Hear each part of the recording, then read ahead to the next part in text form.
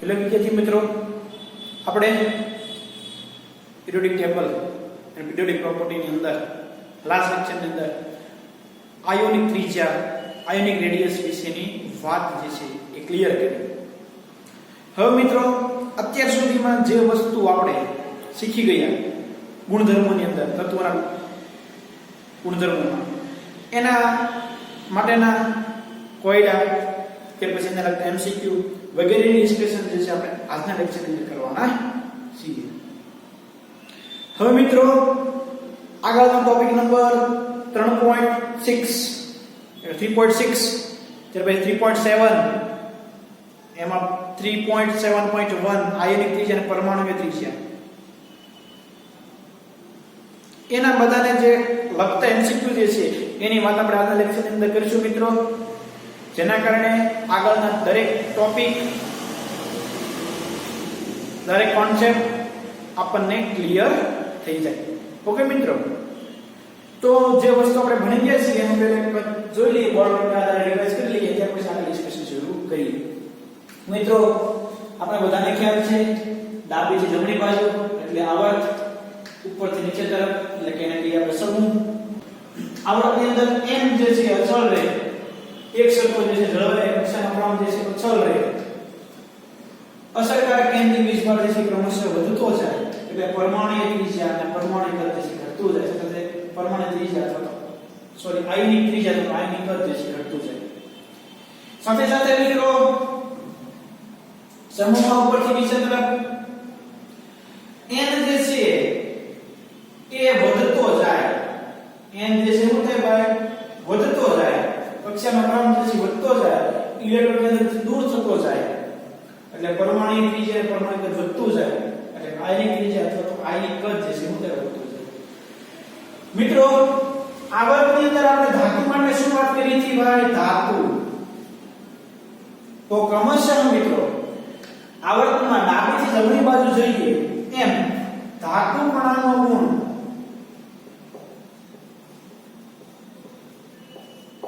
ઘટે, અધાતુ ગુણધર્મ શું થાય? વધે. સમૂહમાં ઉપરથી નીચે તરફ લઈએ શું થાય ભાઈ? તો કે ધાતુપણાનો ગુણ વધે, અધાતુનો ગુણ ઘટે. પણ આ ધાતુપણાનો ગુણધર્મ ક્રમશઃ ઉપરથી નીચે તરફ વધતો જાય એવું યાદ રાખવાનું. અધાતુપણાનો ગુણધર્મ ઘટતો જાય. આમ કે મિત્રો, સમૂહમાં જે છે આપણે આ રાખીએ કે ઉપર થી નીચે તરફ જતા અને 17 નંબરના સમૂહની અંદર તો વાત આવી ગઈ ઉપર ક્લોરીન, બ્રોમિન એ અધાતુ છે, પણ નીચે એસ્ટેટિન જે છે કેવું છે? બધું ધાતુ છે, એટલે ધાતુપણાનો ગુણધર્મ વધે, અધાતુપણાનો ગુણધર્મ ઘટે. આ પણ આપણે બોર્ડ પર યાદ રાખી નાખેલું છે, આપણે એડ કરી દેવાનું, બરોબર? જો ન કર્યું હોય તો હવે જે છે આપણે કોયડા નંબર 3.6 થી સ્ટાર્ટ કરીએ મિત્રો. અલગ અલગ એમસીક્યુ કોયડાનું ડિસ્કશન કરીએ, ટેક્સ્ટબુકના અલગ અલગ ક્વેશ્ચનની વાત કરતા જઈએ, જેના કારણે આપણો ડેપ્થ, આપણો દરેક કોન્સેપ્ટ એ વધારે કેવો બને? શાર્પનેસ થાય કોન્સેપ્ટની અંદર આપણે આવે.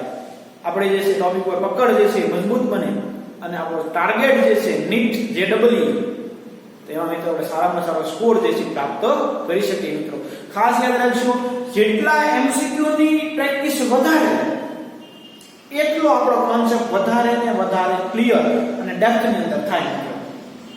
ઓકે, તો કોયડા નંબર 3.6 પરમાણુ ક્રમાંક અને આવર્તક કોષ્ટકમાં સ્થાનને ધ્યાનમાં રાખીને નીચે દર્શાવેલા તત્વોને તેમના ધાત્વીય ગુણધર્મોના વધતા ક્રમમાં ગોઠવો. ચડતો ક્રમ એટલે કે વધતો ક્રમ. આપણે આ દરેક તત્વોને આવર્ત કોષ્ટકમાં કયા સમૂહની અંદર છે ને કયા આવર્તની અંદર છે એ વાત કરવી પડે પહેલા, બરોબર? તો મિત્રો, આપને ખબર છે બેરિલિયમ જે છે એ બીજા આવર્તનું તત્વ છે, આ જે છે ત્રીજા આવર્તનું તત્વ છે, આ પણ ત્રીજા આવર્તનું તત્વ છે, આ પણ ત્રીજા આવર્તનું તત્વ છે, કારણ કે મેગ્નેશિયમ પછી સિલિકોન, અને આ પણ ત્રીજા આવર્તનું તત્વ છે. આ બધાને લખ્યા છે આવર્તના ક્રમ લખ્યા છે. હો, શું લખ્યા? મેં આવર્ત લખ્યા બધા. જો બેરિલિયમ બીજા આવર્તની અંદર છે, પછી બધા જે છે કેવા છે ત્રીજા આવર્તની અંદર છે. હવે હું જે છે તમને દર્શાવું છું સમૂહ. હાલો તમે સમૂહ નંબર 1 એટલે કે આલ્કલી ધાતુ, સમૂહ નંબર 2 એટલે કે આલ્કલાઇન અર્ધ ધાતુ તત્વ, ત્યાર પછી સમૂહ નંબર 13, 14, 15, 16 અને 17 અને 18 દરેકના નામ, એની સંજ્ઞા અને એની ઇલેક્ટ્રોનિક કન્ફિગ્યુરેશન પાકી કરી નાખી છે મિત્રો. એટલે હવે તમને ખબર પડી જવું જોઈએ કે કયું તત્વ કયા સમૂહની અંદર આવેલું છે. તો મિત્રો આ જે છે એ બીજા સમૂહનું તત્વ છે, આ પહેલા સમૂહનું તત્વ છે, આ બીજા સમૂહનું તત્વ છે,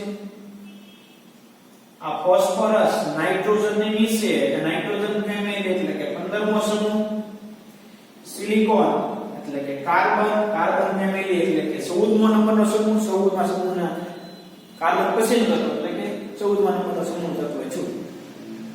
હવે આ કોન્સેપ્ટ અલગ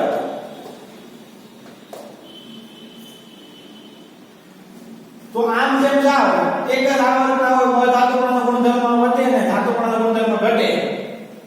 તો મિત્રો સૌથી વધારે અધાતુકણના ગુણધર્મ શેમાં હશે? તો કે 15મા નંબરના સમૂહમાં હશે, કારણ કે વધારેમાં વધારે જમણી બાજુ છે, કારણ કે દરેકના આવર્તનો સરખા છે એટલે સમૂહ પ્રમાણ જોવાનું. તો સૌથી ઓછો ધાતુ ફોસ્ફરસ એટલે કે સૌથી વધારે અધાતુ. ત્યાર પછી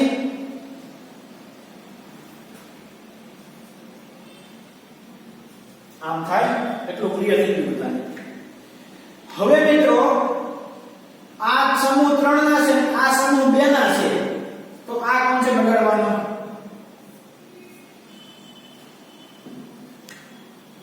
સોરી સમૂહ. તો આ બંને સમૂહ 2 ના છે અને આ સમૂહ 1 નું છે. તો આ સમૂહ 2 માં આ કોન્સેપ્ટ લગાડો તો ઓબવિયસલી મિત્રો બેરિલિયમ જે છે કેવું થાય? ઓછું થાય ધાતુ. મેગ્નેશિયમ કેવું થાય? વધારે ધાતુના ગુણધર્મ, કારણ કે ઉપરથી નીચે તરફ ધાતુના ગુણધર્મ વધતો જાય એટલે આ ક્રમ છે. હવે એક જ બાકી છે સોડિયમ. આ ધાતુનો ગુણધર્મ છે, ધાતુ કોણ મને ધાતુ કોણ સમજાણું? શું કર્યું? તો કે મેં અગાઉ પાકા કર્યા એના આધારે મેં આવર્ત કોષ્ટકમાં સ્થાન નક્કી કર્યું. સ્થાનના આધારે આ બોર્ડનો ઉપયોગ કર્યો મેં અને મેં એમસીક્યુ સોલ્વ કર્યો. આમાં તમને એમ થાય કે સાબેલે ડાયરેક્ટ છે આ બે માં કેમ નક્કી કર્યું? તમને ખબર જ છે આ પહેલા સમૂહમાં આ બીજા સમૂહમાં એટલે સોડિયમ ડાબી બાજુ છે, મેગ્નેશિયમ જમણી બાજુ છે. ઓબવિયસલી જેમ તમે ડાબી થી જમણી તરફ ઘટે સોડિયમ વધારે હોય, મેગ્નેશિયમ ઓછું હોય. આ બે માં કેમ નક્કી કર્યું? તો કે બે સમૂહ 2 ના તત્વ છે ભાઈ, આ ઉપર છે આ નીચે છે, ઉપર ઓછું હોય આ વધારે ઈ ક્રમ દેખાય. બરોબર મિત્રો, અહીંયા તો સમજાવે છે આવર્ત કોષ્ટકમાં સમૂહ ઉપરથી નીચે તરફ જતા તત્વોમાં ધાત્રીય ગુણ વધે તથા આવર્તમાં ડાબીથી જમણી બાજુ તરફ જતા ધાત્રીય ગુણ ઘટે. આ મુજબ આપેલા તત્વોને તેના ધાત્રીય ગુણધર્મના શબ્દાક્રમની અંદર નીચે મુજબ ગોઠવી શકાય. શબ્દોમાં જવાબ લખ્યો છે આ રીતે, જો ફોસ્ફરસ, સિલિકોન, બેરિલિયમ, મેગ્નેશિયમ ને સોડિયમ. ક્લિયર? મેં મિત્રો તત્વોનું આવર્ત કોષ્ટકમાં સ્થાન નક્કી કર્યું, પછી મેં એમસીક્યુ કે કોયડો સોલ્વ કર્યો, મને જે આવડી ગયું. તમારે બસ આમ જ પ્રેક્ટિસ કરવાની છે મિત્રો. આ લખી નાખવાનું અને આ બોર્ડનો ઉપયોગ કરો. તમારો ગમે એવો એમસીક્યુ હોય, ગમે એવો કોયડો હોય સોલ્વ થઈ જાય. ક્લિયર? જોઈએ આગળ. હવે આયનિક ત્રિજ્યા અને પરમાણુ ત્રિજ્યા અંગે તમારી સમજ શું છે જણાવો. તો કોને આયનિક ત્રિજ્યા કહેવાય, કોને પરમાણુ ત્રિજ્યા કહેવાય, એના વિશે ટૂંકમાં તમારે લખવાની ખાલી નથી. જે તમે આરામથી જે આપણે થિયરી લખી, જે થિયરી ભણ્યા છે મેં તમને સમજાવી હતી, તમારે લખવાની છે, તમે લખી શકો. આવર્ત અને સમૂહમાં પરમાણુ ત્રિજ્યા કેવી રીતે બદલાય છે, આ બદલાવ તમે કેવી રીતે સમજાવશો? આ બોર્ડ આવી ગયું હતું આવર્ત અને સમૂહમાં. તો આવર્તની અંદર પરમાણુ ત્રિજ્યાની અંદર ક્રમશઃ ઘટાડો થતો જાય છે, કારણ કે અને અસરકારક કેન્દ્રીય વિસ્તાર વધતો જાય છે. ઉપરાંત મુખ્ય ક્વોન્ટમમાં કેવો રહેશે? અસર રહેશે. તમારો જવાબ થઈ ગયો. સમૂહમાં તો કે સમૂહમાં મિત્રો ઉપરથી નીચે તરફ જાઓ એમ પરમાણુ ત્રિજ્યાની અંદર વધારો થતો જાય છે. કેમ વધારો થતો જાય છે? તો કે મુખ્ય ક્વોન્ટમમાં n માં જે વધારો થાય છે એટલા માટે. બસ સિમ્પલ અને શોર્ટ તમારો આન્સર થઈ ગયો. સમજાણું? સમૂહમાં ડાબીથી જમણી તરફ પરમાણુ ત્રિજ્યા ઘટે. કેમ ઘટે? અસરકારક કેન્દ્રીય વિસ્તાર વધે. ઉપરાંત મુખ્ય ક્વોન્ટમમાં n કેવો રહેશે? અસર રહેશે એટલા માટે. ઇલેક્ટ્રોન એક જ કક્ષામાં ગોઠવાય એટલે ઇલેક્ટ્રોન વધારે કેન્દ્ર તરફ આકર્ષાય. સમૂહમાં ઉપરથી નીચે તરફ જાઓ પરમાણુ ત્રિજ્યા વધે. કેમ વધે? મુખ્ય ક્વોન્ટમમાં વધતો જાય છે એટલા માટે. ક્લિયર? આગળ આધુનિક આવર્ત કોષ્ટકમાં આવર્ત ક્યાં મૂલ્યનું સૂચન કરે છે? તો આધુનિક આવર્ત કોષ્ટક આપણે બધાને ખબર છે મિત્રો કે z જે છે દર્શાવે. કોને દર્શાવે? z ને પરમાણુ ક્રમાંકને આધારે. કોના આધારે? પરમાણુ ક્રમાંકને આધારે. 3.33 નંબરનો ટેક્સ્ટ બુકનો જે છે એ MCQ છે ભાઈ. આધુનિક આવર્ત કોષ્ટક માટે નીચેના પૈકી કયું વિધાન ખોટું છે? p વિભાગમાં સહસ્તંભો છે. કારણ કે p કોષની બધી કક્ષકો ભરવા માટે મહત્તમ 6 ઇલેક્ટ્રોનની જરૂર પડે. આ ખરું વિધાન છે. સમૂહ નંબર 13 થી 18 સહસમૂહ p કક્ષકમાં 3 પેટા કક્ષકો px, py અને pz ટોટલ 6 ઇલેક્ટ્રોન સમાઈ શકે. ક્લિયર? d વિભાગમાં 8 સ્તંભો છે. કારણ કે d કોષની બધી કક્ષકો ભરવા માટે મહત્તમ 8 ઇલેક્ટ્રોનની જરૂર પડે છે. લા ભાઈ એવું છે? ખોટું. કેમ? કેટલા સ્તંભો હોય? 10. સમૂહ નંબર 3 થી 12 કેટલા ઇલેક્ટ્રોન ભરાય? 10. આખું ને? કઈ અક્ષર છે? dxy, dyz, dzx, dx2 y2 અને dz2. યાદ છે ને બધાને? બસ તો મિત્રો ઈ જ વસ્તુ છે. એટલે b ઓપ્શન કેવો થઈ ગયો? ખોટો થઈ ગયો. પ્રત્યેક વિભાગમાં સ્તંભોની સંખ્યા તે પેટા કોષમાં ભરાઈ શકે તેટલા ઇલેક્ટ્રોનની સંખ્યા જેટલી હોય છે. યસ. સમૂહ 2 માં 2 ભરાય તો 2, d માં 10 ભરાય છે તો 10, p માં 6 ભરાય છે તો 6 સમૂહ આવેલા હોય, સ્તંભ આવેલા હોય. વિભાગ લખવાની ઇલેક્ટ્રોન રચના બનતા સમયે અંતમાં ભરાનાર ઇલેક્ટ્રોનની પેટા કોષના કોણીય વેગમાન મોટાભાગના મૂલ્ય દર્શાવે છે. યસ. આ પણ ખરું છે. તો મિત્રો b ઓપ્શન ખોટો છે. બાકીના બધા કેવા છે? ખરા છે. આ પણ ટેક્સ્ટ બુક નો જ એક MCQ છે ભાઈ. ઓકે? આગળ બોરોન, એલ્યુમિનિયમ, મેગ્નેશિયમ, નિકેલ અને પોટેશિયમના ધાત્વિક ગુણ માટે નિશાન કયો ક્રમ ખરો છે? અગેન આ MCQ આ કોઈ સોલ્વ કરીએ છે પ્રમાણે સમૂહ અને આવર્ત નક્કી કરવા પડે ભાઈ. તો પહેલા આપણે આવર્ત નક્કી કરી નાખીએ. બેરિલિયમ પછી બોરોન એટલે બીજો આવર્ત. બોરોન ની નીચે એલ્યુમિનિયમ ત્રીજો આવર્ત, આમાં ત્રીજો આવર્ત, પોટેશિયમ ની અંદર ચોથો આવર્ત. હવે મને કયો તો ભાઈ સૌથી વધારે ધાતુના ગુણધર્મ શેમાં હશે?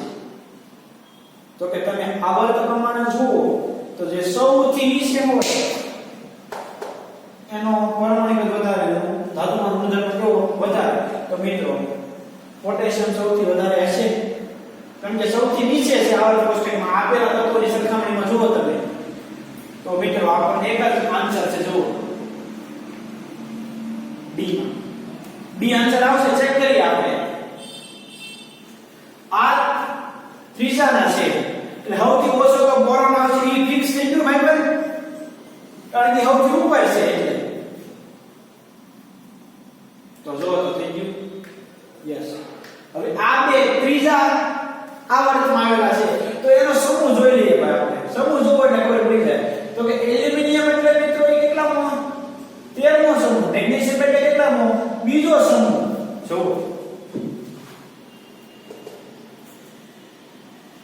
સમૂહમાં ઉપરથી જેમ ડાબી બાજુ તો મિત્રો Mg જે છે આ કઈ બાજુ આવેલું છે? ડાબી. આ કઈ બાજુ આવેલું છે? જમણી બાજુ. આ તત્વ આ કઈ બાજુ? ડાબી બાજુ. તો મિત્રો આપણે ખબર છે ડાબી બાજુ શું હોય ધાતુ હોય જમણી બાજુ શું હોય અધાતુ હોય તો મિત્રો ઓબ્વિયસલી જે છે આપણને ક્રમ એવો નક્કી થઈ ગયો કે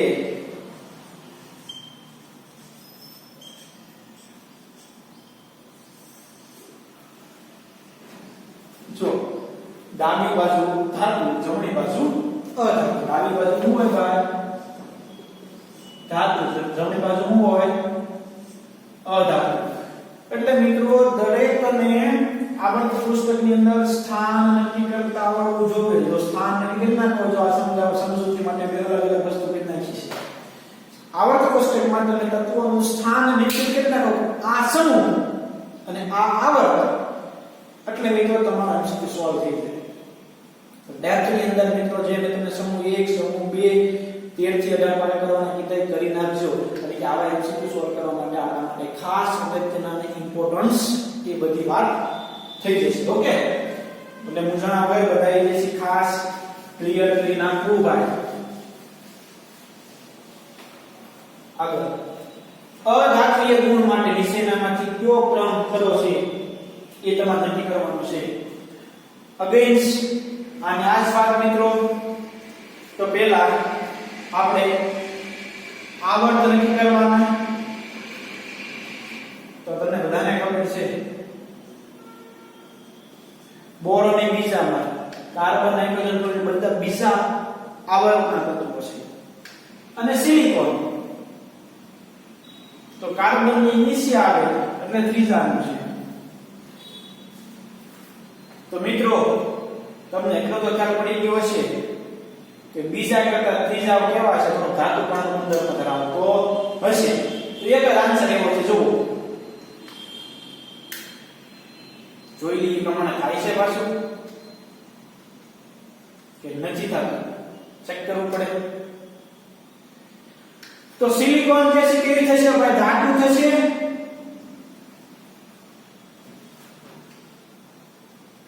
પછી આમ જાવ તો કોણ આવશે તો કે આ એક જ છે તો આ જમણી બાજુ ઈ ધાતુ સોરી ડાબી બાજુ ધાતુ એક જમણી બાજુ અધાતુ તો ફ્લોરિન સૌથી વધારે અધાતુ હશે ભાઈ તો એનો ક્રમ આમ જો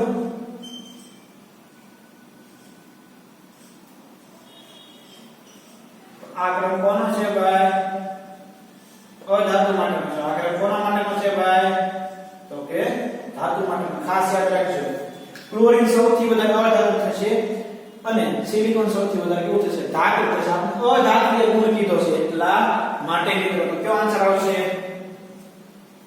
સી આન્સર આવશે બી નહીં આવે કારણ કે સિલિકોન ધાતુ છે આપણે અધાતુએ ગુણ કીધો છે એટલે સૌથી વધુ ધાતુ એટલે સૌથી ઓછું અધાતુ એટલે સૌથી ઓછું ક્રમ છે વધતું છે એટલે કયો આન્સર આવશે ભાઈ સી આન્સર આવશે આ થશે ક્રમ અધાતુ માટે ક્લોરીન સૌથી વધારે અધાતુ તત્વ સૌથી ઓછું ક્લિયર તો આમાં કયો આન્સર આવે ભાઈ સી આન્સર આવશે દરેકને મિત્રો આવર્ત કોષ્ટકમાં સ્થાન નક્કી કરો એટલે તમારો MCQ સોલ્વ ક્લિયર આગળ એ ટ્રિપલ 2010 નું ક્વેશ્ચન છે આયર્ન ત્રિજ્યાનો ખરો ક્રમ દર્શાવો તો પહેલા તો મિત્રો આ કઈ વસ્તુ આપણને આપી છે ખ્યાલ પડવો જોઈએ તો આપણે બધાને ખબર છે મિત્રો આ જે વાત કરી છે એને કહેવાય છે સમ ઇલેક્ટ્રોનીય શ્રેણી શું કહેવાય છે એને સમ ઇલેક્ટ્રોનીય શ્રેણી ખ્યાલ છે ને બધાને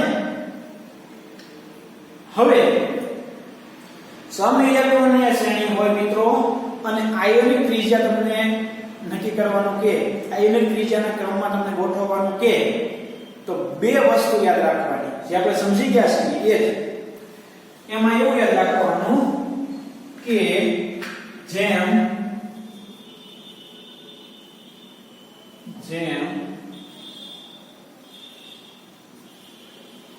ધન વીજભાર વધે તેમ પદ ઘટે અને બીજું જેમ ઋણ વીજભાર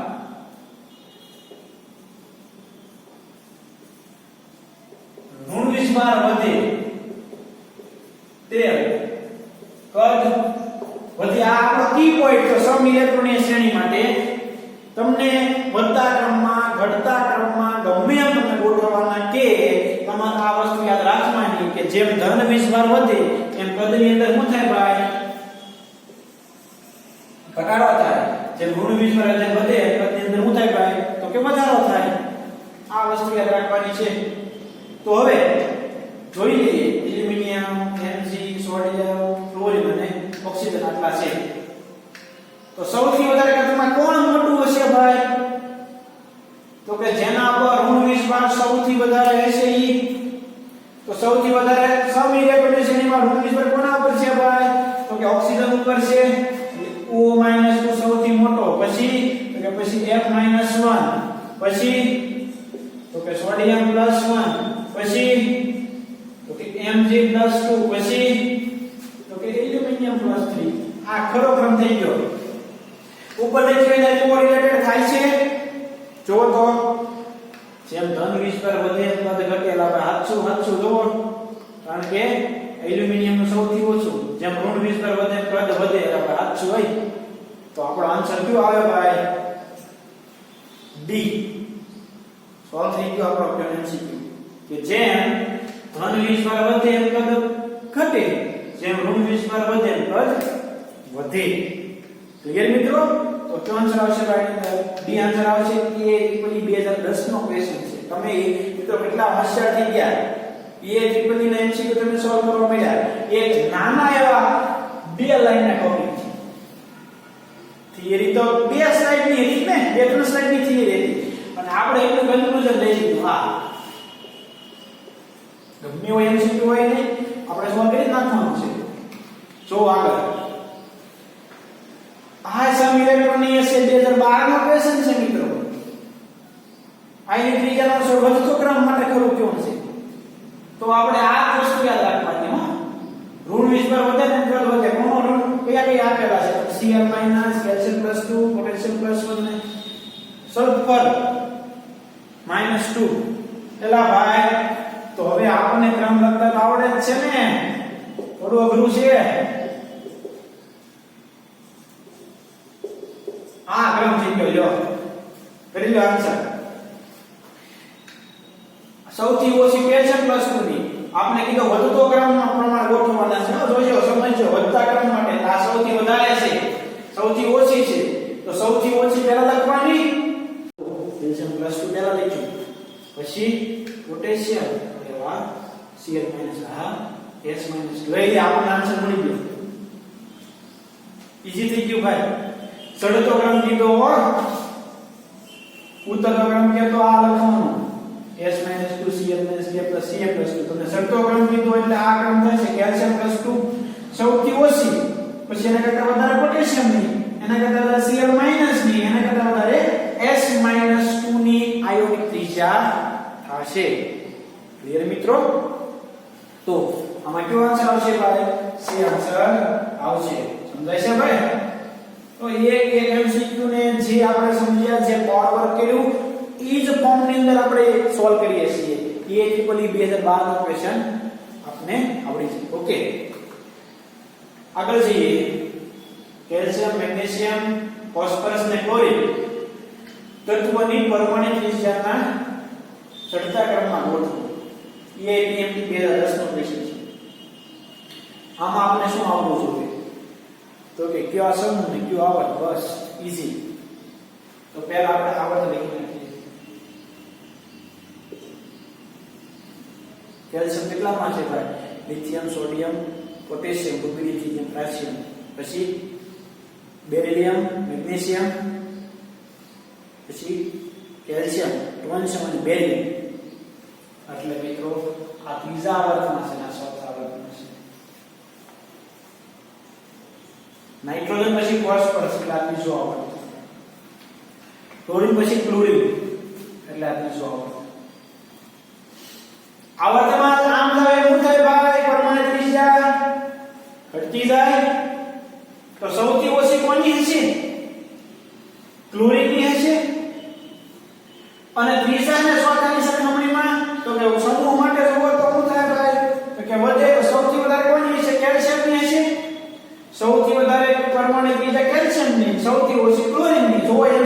ક્યાંય એવો થાય છે? સૌથી ઓછી કોની? સૌથી વધારે કોની? કેલ્શિયમની. કેમ? આ ચોથા આવર્તનું તત્વ છે, આ ત્રીજા આવર્તનું તત્વ છે. ઉપરથી નીચે તરફ. આ ઉપર નહીં, આ ઉપર છે, આ નીચે છે. કેલ્શિયમ નીચે છે એટલે કદ વધવાનું છે. તો મિત્રો કયો ક્રમ આવશે? ક્લોરીન નું કદ સૌથી ઓછું થાય કારણ કે જમણી બાજુ છે. મેગ્નેશિયમ નું વધારે. કેમ? ડાબી બાજુ છે. કેલ્શિયમ અને મેગ્નેશિયમ માં આપણે જોયું તો કે આ સમૂહમાં ઉપરની બાજુ છે, આ સમૂહમાં નીચેની બાજુ છે. નીચેની બાજુ હોય તો કદ વધારે થાય એટલે આનું કદ વધારે, આનું કદ ઓછું. સાવ તો ઈઝી એમસીક્યુ છે પણ આપણને બળવર્ગ થી જે છે ક્લિયર થવું જોઈએ મિત્રો. ખાસ અગત્યના એમસીક્યુ છે. આ તમારો બેઝિક પાયો છે મિત્રો. આના આધારે આપણે આગળ બહુ બધું જે છે શીખવાનું છે. એટલે એક એમસીક્યુ ને ખૂબ સારી રીતે સમજજો, વિચારજો ક્લિયર કરજો. બરોબર? આગળ જઈએ. ખોટું વિધાન પસંદ કરો. એટલે સમ ઇલેક્ટ્રોનની શ્રેણીની વાત કરે છે. સમ ઇલેક્ટ્રોનિયમ ઘટકોમાંથી કેટાયન પરનો ધન વિસ્ભાર નાનો તો તેની આયનની ત્રિજ્યા પણ નાની. ભાઈ જેમ ધન વિસ્ભાર નાનો એમ આયનની ત્રિજ્યા કેવી હોય? વધારે હોય. એ ઓપ્શન ખોટો લાગે છે મને. જોઈએ આપણે આગળ જોઈએ તો ખ્યાલ પડશે. સમ ઇલેક્ટ્રોનીય ઘટકોમાંથી એનાયન પરનો ઋણ વિસ્ભાર વધુ તો તેની આયનની ત્રિજ્યા વધુ. એટલે આપણે આ લખી તે આવું જુઓ. લાકડું થઈ ગયું. આવર્તક કોષ્ટકના પ્રથમ સમૂહમાં ઉપરથી નીચે તરફ જતા તત્વોની પરમાણુ ત્રિજ્યા વધે. સમૂહમાં કોઈ પણ સમૂહમાં જાઓ, પહેલો સમૂહ કયો કે 12મો સમૂહ કયો કે પછી 18મો સમૂહ કયો, ઉપરથી નીચે તરફ જાઓ એટલે પરમાણુ ત્રિજ્યા વધવાની છે. એટલે સી ઓપ્શન પણ ખરો થઈ ગયો. આવર્તક કોષ્ટકમાં બીજા આવર્તમાં ડાબીથી જમણી તરફ જાઓ પરમાણુ ત્રિજ્યા ઘટે. એલા ભાઈ બીજો આવર્ત હોય, સાતમો આવર્ત હોય કે પાંચમો આવર્ત હોય, કોઈ પણ આવર્તમાં ડાબીથી જમણી બાજુ જાઓ પરમાણુ ત્રિજ્યા શું થાય? ભાઈ ઘટતી જાય. તો ડી ઓપ્શન પણ ખરો છે. એ ઓપ્શન ખોટો છે. ખરેખર જેમ કેટાયન એટલે કે ધન આયનમાં ધન વિસ્ભાર નાનો એમ ત્રિજ્યા મોટી હોય, નાની નહીં.